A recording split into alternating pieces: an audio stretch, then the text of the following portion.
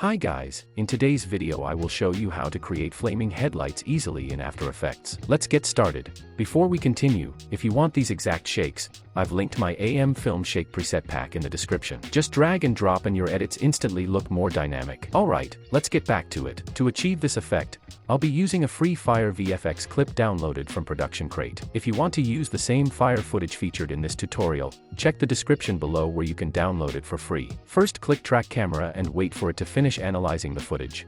Once it's complete, zoom into the video so you can clearly see the headlight. Select the tracking points around the headlight and create a null and camera. Now drag and drop the Fire footage into your After Effects timeline.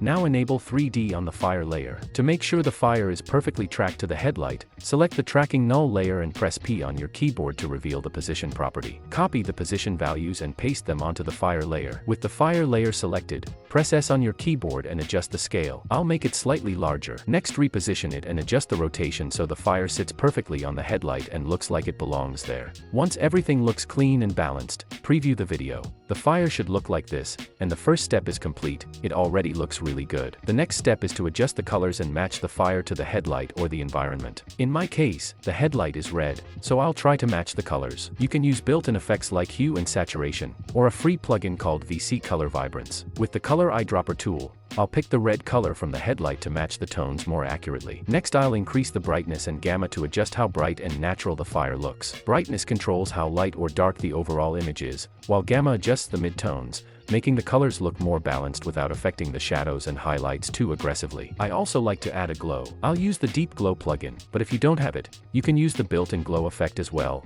and it works just fine. Let me preview the video. Everything looks good to me. Now all you have to do is repeat the same steps for the second headlight, and you're ready to go. Hope you found this video helpful. Thanks for watching, and if you enjoyed it, please give it a like.